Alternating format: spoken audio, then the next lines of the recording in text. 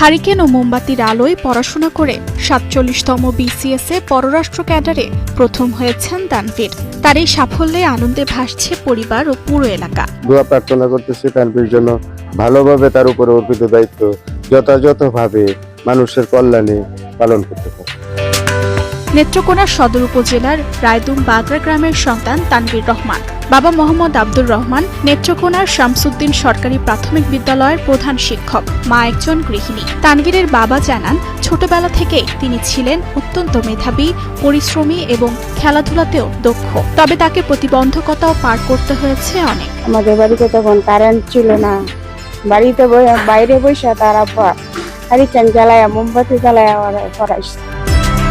তানভীর 2019 সালে টাঙ্গাইলের Mirzapur cadet college থেকে কৃতিত্বের সঙ্গে HSC পাশ করেন। পরে বাংলাদেশ প্রকৌশল বিশ্ববিদ্যালয়ে কম্পিউটার সায়েন্স অ্যান্ড ইঞ্জিনিয়ারিং বিভাগে ভর্তি হয়ে 2025 সালে স্নাতক সম্পন্ন করেন। বর্তমানে তিনি বাংলাদেশের বেসরকারি বিশ্ববিদ্যালয় ব্র্যাকে শিক্ষকতায় পেশায় নিয়োজিত আছেন। ছোটবেলা থেকে যা চাই আমার বাড়ির সবই দিছে, মানে A to Z। আমার এটা চাই, বার্গার চাই, আমার খাবার চাই, আমার জামা চাই, সবকিছু আমার বাড়ি দিছে। আমাদের জন্য মনে করেন যে খুবই গর্বিত আমরা।